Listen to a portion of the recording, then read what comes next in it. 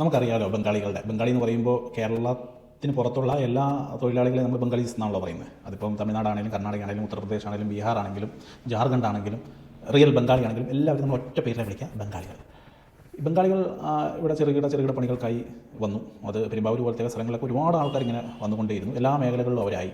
Barber shop മുതൽ ഹോട്ടലുകൾ മുതൽ നിർമ്മാണ രംഗങ്ങൾ മുതൽ എല്ലായിടത്തും അവരുടെ ഒരു തെങ്ങുകയറ്റം മുതൽ എല്ലായിടത്തും ഇപ്പോൾ അവരാണുള്ളത് മെയിനായിട്ട്. ഒരു പണി ആലോചിക്കുമ്പോൾ ഇതെങ്ങനെ ചെയ്യുമെന്ന് ആലോചിക്കുമ്പോൾ ആദ്യം മനസ്സിൽ വരുന്നത് ബംഗാളിനെ ജംഗ്ഷനിൽ പോയി ഒന്നോ രണ്ടോ വിളിച്ചുകൊണ്ട് വന്ന് പണി ചെയ്യിപ്പിക്കാൻ. എന്നാൽ ആ ഒരു കാലഘട്ടം മാറിത്തുടങ്ങി. ഇപ്പോൾ ഇങ്ങനെ വന്ന ബംഗാളികൾ ഇവിടെ സ്വന്തമായി പല സ്ഥാപനങ്ങളും വെക്കാൻ തുടങ്ങി. പ്രത്യേകിച്ച് ഹോട്ടലുകൾ. പല സ്ഥലങ്ങളിലും ഇപ്പോൾ ഹോട്ടൽ മുതലാളിമാർ ബംഗാളികളാണ്. അത് ചെറിയൊരു പ്രശ്നമായിരിക്കുകയാണ്. അന്യസംസ്ഥാനക്കാർ വാഴുന്ന ഭക്ഷണ വിതരണ കേന്ദ്രങ്ങൾ പൊതുജനാരോഗ്യത്തിന് ഗുരുതര ഭീഷണിയായി മാറുന്നുവെന്ന് ആരോപണം. റെഡിമെയ്ഡ് ചപ്പാത്തി, അപ്പം, ഇടിയപ്പം, പൊറോട്ട നിർമ്മാണ യൂണിറ്റുകളും നാട്ടിൻപുറങ്ങളിൽ നിരവധിയുണ്ട്. ഇവയുടെ നടത്തിപ്പും നിർമ്മാണവും വിതരണവും എല്ലാം ഭായിമാർ തന്നെയാണ് നിർവഹിക്കുന്നത്.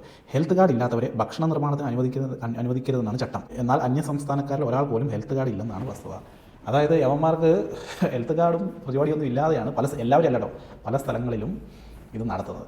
വൺസ് എന്തെങ്കിലും ഒരു പ്രശ്നമുണ്ടായാൽ, ഈ ഹോട്ടലിൽ നിന്ന് ഭക്ഷണം കഴിച്ചിട്ട് എന്തെങ്കിലും ഒരു ഇഷ്യൂ ഉണ്ടായി കഴിഞ്ഞ് കഴിഞ്ഞാൽ ഇവരെയൊക്കെ പിടിക്കാനുള്ള അല്ലെങ്കിൽ ഇവരുടെ നിന്നൊക്കെ നഷ്ടപരിഹാരം മേടിക്കാനുള്ള സ്ഥിതി പോലോ എന്ന് നമ്മൾ തിരിച്ചറിയും. എല്ലാവിധ ലൈസൻസോടുകൂടിയും ഇവർ നടത്തിക്കോട്ടെ. നമുക്ക് ഇത് ഇന്ത്യയാണ്, ഇന്ത്യയിൽ എവിടെയും ആർക്കും എന്ത് വേണമെങ്കിലും പോയി സ്റ്റാർട്ട് ചെയ്യാം.